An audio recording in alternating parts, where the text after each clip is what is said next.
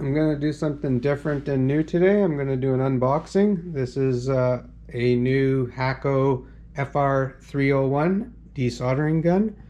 So I just ordered this in and I thought I'd open it up and check it out with you guys. By new, I mean this is all really new because I've just recently gotten into this again.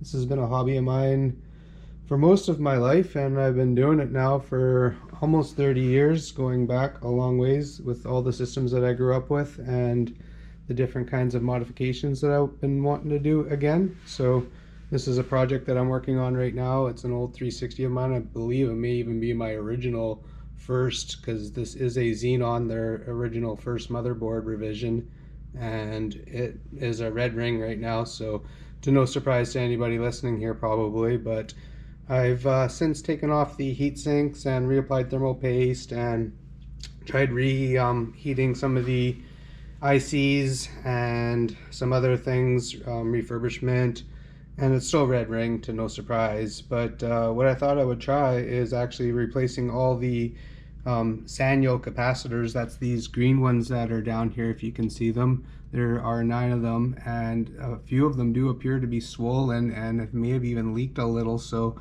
I know they are often problematic. So I've also ordered in a bunch of goodies actually from Mauser, and I may go through that bag with you guys too and open it up, because I got a bunch of resistors, capacitors, some heat shrink. I got actually a nice roll of Kester solder there, if you can see it.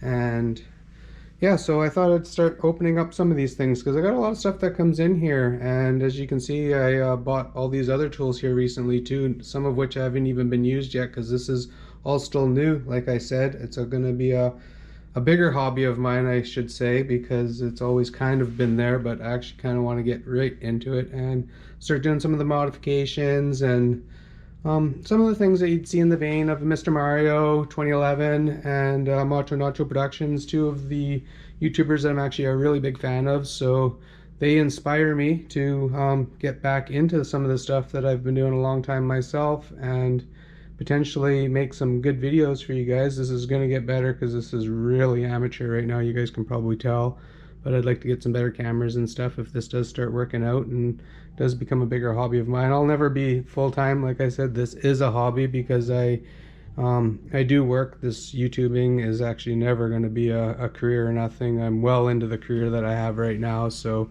that's not going to change. But this is just something that I enjoy doing on the side, and I've invested into some of the newer tools that I may go through with you guys once I actually get them figured out myself, and give you guys maybe a tour through all the different tools that I'm going to be using in some of the projects that I'm expecting to do.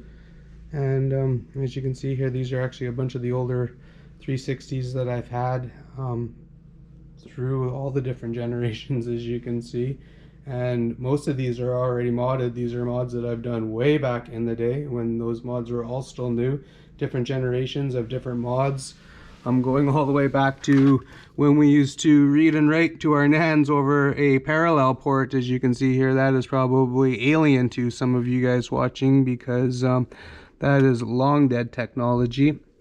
I used to actually, to simplify the process, I would put a serial port external there that I could access with a custom cable that I made over here in this other tool of things that I have here, where I actually implemented the resistors into the parallel port and had a connector there that I could plug into the Xbox. I believe another one of these also had that mod. I think this one, yeah, you can see there's the serial port, and it allowed me to connect more easily without disassembling these systems to read and write from the NANds inside of them and perform various mods through the ages. So right now I'm going to go through most of those, if not all of them, and refurbish them, test them, update the hard mods that are inside of each of them to the latest and greatest, and yeah, hopefully I know some of them are actually red ring of death right now too, so some of them may need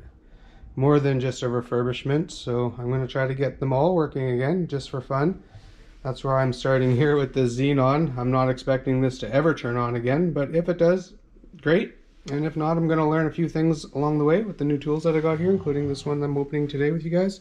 the FR-301. That's going to allow me to desolder all those 9 capacitors so much easier than my original plan, which was just to use my soldering iron, and I ordered a roll of super wick, and using that and other methods, I was going to be able to, and sure, I could have desoldered each of those capacitors, but with this gun here, this I'm going to make so much easier, and I'm going to hopefully make a video about that too. So if you guys actually want to see my 3rd attempt to revive this Xenon Xbox while replacing all 9 capacitors, which I do have some hope that it could maybe work for one more cycle. We'll see. Because right now it only turns on, well, it doesn't turn on. That's the thing. It doesn't have any fans, no action at all. The only thing that happens is the power bar brick light turns instantly red and then just turns off. So there's a short in there, and those capacitors could cause that problem. If not, it's potentially a MOSFET. I'm hoping that it's not. Those need to be removed to test properly. And yeah, at some point I'm just going to cut my losses on this, but in the meantime I'm going to learn and practice with my new tools, and I'll keep it around for spare parts if I need. But yeah, right now it's just been some fun to test and play with, and if it ever comes back to life, that's great, and if not, no big loss. So I have other functioning Xboxes. Maybe a bit of a room update here too in the video. So I've kind of got this put back together. If you guys ever seen any of my early videos, which I only just started, so I don't think that many people have, but this was all kind of just a mess earlier. I had that TV was just on its own pedestal stand. The speaker and stuff underneath would kind of block the bottom view of the screen, so I moved it up. I got a cool actually wall bracket for a corner that has an arm that attaches to each wall behind there, so it lifts it up nicely in the corner like that, so it gave room for all the sensor and camera bars in each that all these systems have, which are now all hooked up. I was able to 3D print these wall plates back here for my cables to run through. Some of them are short, especially these camera cables, so I would need to access the consoles in closer places to where they're located. So I have 2 ports there. You can see all the cables go back, and I kind of have the same thing going on back there. It's kind of hard to see because I've been able to camouflage it all, as you can see with these this Lego set that my son and I have set up. We had the Mos Eisley Cantina, which there was never a real good way to display that until now, which we're happy with, to be able to unfold it and unpack it. And he's created a scene here with a few from the movies. You can see Luke's getting pushed over there, and Obi-Wan comes in and cuts his arm off. Like you can see, its arm is laying on the ground just like you would find in the movie. He even double-checked the reference footage to make sure that he had the right arm and all that. So he's recreated some of the scenes. We have the sandcrawler in the background. It's a little harder to see, but it fits back there and frees up some of the other room that we have here, because you can see we have a lot of Star Wars Lego.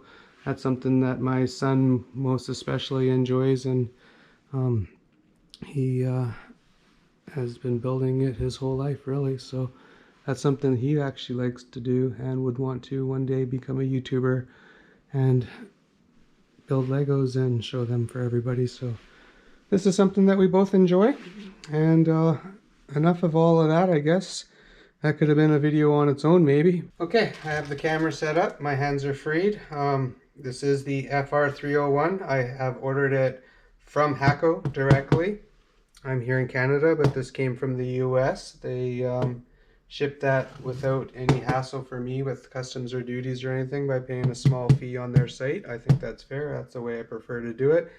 I wanted to order it directly from them to make sure that I got the real deal. The same, I recently ordered their newest soldering iron, the FX-971 that you can see there. And I actually was able to take advantage of a deal on that earlier this year, but this one here, they had the recent Black Friday special, so I took advantage of that, and I got this here for a Black Friday 20% discount, I believe it was. So here we go. We're about to open that up.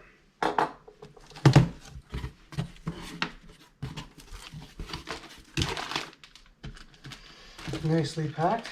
Both times I ordered, it's nice that they offer a free gift with their purchases, and this looked like a nice shirt that I got this time, and the last time I got a really nice plush blanket that came with the soldering iron that I ordered.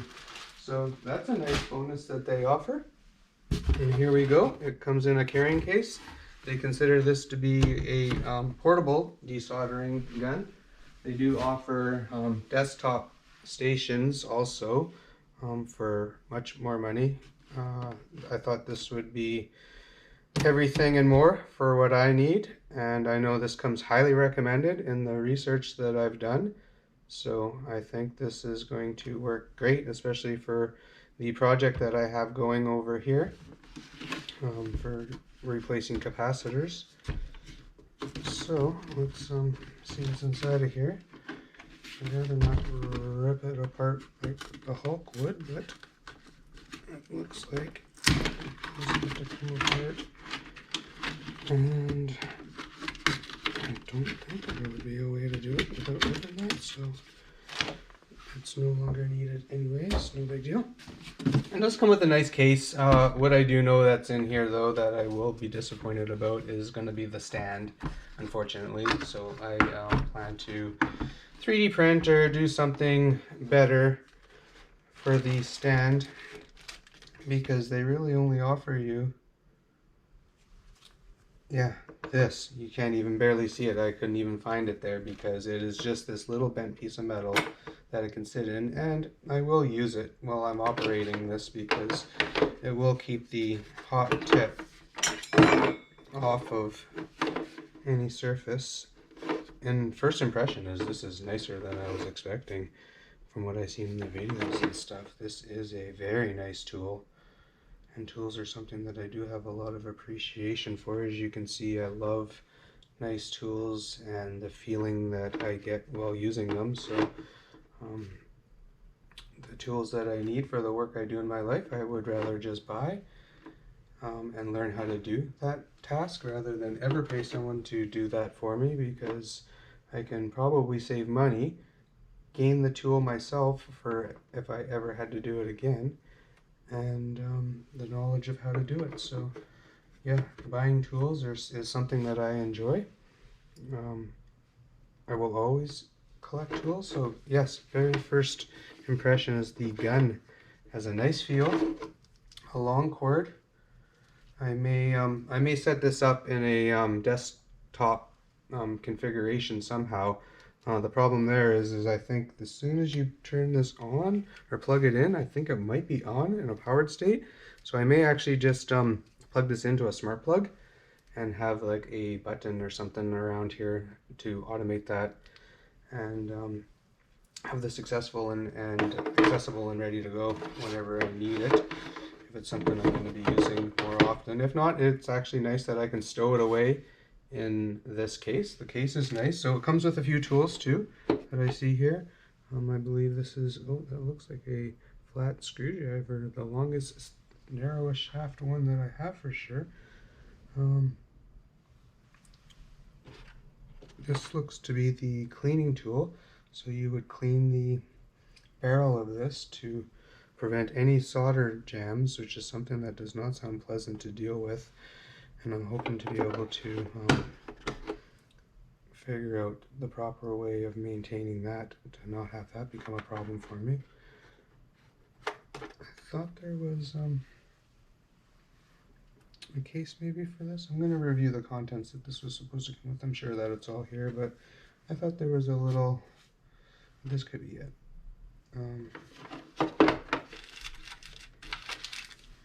Yeah, over here we got a couple of filters, and I'm not quite sure what that metal piece is there yet. That'll be something that I figure out. A nice cover. This feels like it's definitely like a heat resistant material. Nicely branded. Nice rubber grip there. Oh, I believe this is actually a tool that is used to, you can change the tips using this while it's hot. So this will allow you to, and they do actually have another station I believe you can get where you can have, I think it's 3 different tips that you can exchange these with as they're hot. I'm not sure that's something I'm going to be need to do with for the work that I'm expecting to use this for, but that could be another accessory down the road that if it's something I think would be useful to have that I may buy. So yeah, this is the FR-301. I'm not going to fire it up yet, but if you would like, I did purchase this for the video that I'm going to be producing about the replacing 9 capacitors in here with the capacitors that I've ordered here from Mauser, along with another big bag of goodies that came with that. So I will be in my next video desoldering and replacing the 9 capacitors in here, with little hope that this will ever turn on again, but some. And if not, I'm going to learn how to use this gun, replace capacitors, and have some fun along the way, hopefully with you guys, to see if this Xbox can't come back to life one day. If not, no big losses. I got others back behind me that I'm going to also try to fix, and I'll get to use these new tools as I'm doing so, and I think that's going to be a lot of fun. So if you guys want to watch and join in for all of that, you're very welcome. You can follow along this channel if you'd like. Leave comments below if you see some things or have any projects in mind, because that's kind of what I'm looking for here. Is I have a number of them right now to keep me busy, but going forward I'm wanting to do more mods, upgrades. I like home automation too. I have a lot of that around here, so this channel may include some home automation stuff. And yeah, I think it's going to be a lot of fun. So I'm hoping to share that with you guys, and leave comments of things that you think. If you have any constructive criticism, I'm very welcome to that. And I'd like to hear from you guys to see what you think of the videos and what you'd like to see in the future. So I'll see you guys in the next one. Thank you.